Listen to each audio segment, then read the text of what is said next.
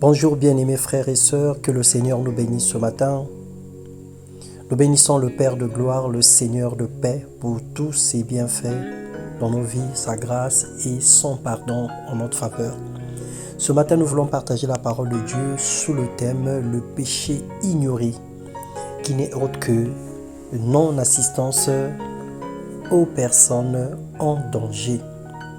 Dans le livre de Romains, le chapitre 1, le verset 16, il est écrit « Car je n'ai point honte de l'évangile, c'est une puissance de Dieu pour le salut de quiconque croit. » Aujourd'hui, plusieurs personnes sont en danger. Plusieurs personnes n'ont jamais été assistées simplement parce que nous avons honte de l'évangile de Christ. Nous avons peur d'annoncer Christ aux autres. Nous avons peur de leur parler de notre Dieu et de la délivrance dont Jésus-Christ est capable d'opérer par rapport aux situations qu'il traverse régulièrement. Jésus-Christ nous a rachetés de la malédiction de la loi, étant devenu malédiction pour nous. Il nous a montré le chemin et a fait de nous lumière du monde, celle de la terre, pour 3 raisons particulières.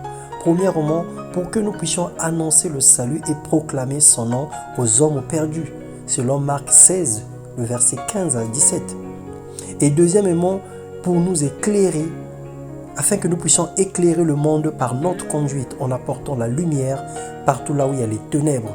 Parce que nous savons que le monde est rempli de ténèbres et nous avons la responsabilité d'éclairer le monde. Et troisièmement, afin que nous puissions assaisonner les vies en leur donnant du goût par notre amour, notre façon de faire, notre façon de vivre, notre façon de marcher, comme dans l'église d'Antioche. Pour la première fois, lorsqu'on appelait les chrétiens, ils appelaient pour la première fois les chrétiens, parce que c'était des personnes qui avaient une vie identique ou remarquable à celle de Jésus-Christ. Le monde est sombre, les gens ont perdu le goût de vivre à cause de la peur du lendemain, l'angoisse, la méchanceté, la famine et toute autre situation qui terrorise les nations aujourd'hui. Le Seigneur a besoin de nous pour redonner espoir, pour redorer le blason terni de l'humanité, pour préparer les hommes à un monde meilleur, leur expliquer que nous sommes en pèlerinage sur la terre et que la destination finale c'est le ciel, afin que leurs pensées soient focalisées sur le salut éternel et non sur les biens matériels et financiers. Le péché ignoré consiste donc à avoir honte du Seigneur, car lui aussi aura honte de nous et nous régnera, selon Luc 9, le verset 26. Ça consiste également à être égoïste au point de penser qu'à soi-même, à son bonheur, sans se soucier des âmes qui périssent, selon Romains 15, le verset 1. Ne pas vouloir faire le bien par réticence et par peur, selon Jacques 4, le verset 17.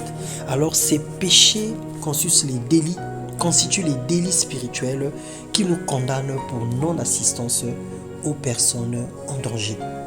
Dans Jacques 4, le verset 17, il est écrit « Celui donc qui sait faire le bien et qui ne le fait pas commet un péché. Alors tu as reçu de Dieu le don de la grâce et le talent, alors pratique-le. La justice pratique la justice, sert Dieu et sert aussi les autres. » Notre zone de confort et l'égocentrisme nous empêchent parfois de saisir la pensée de Dieu. Dieu nous appelle en jugement, Dieu nous appellera en jugement pour ce mal, le mal que nous causons à plein de personnes.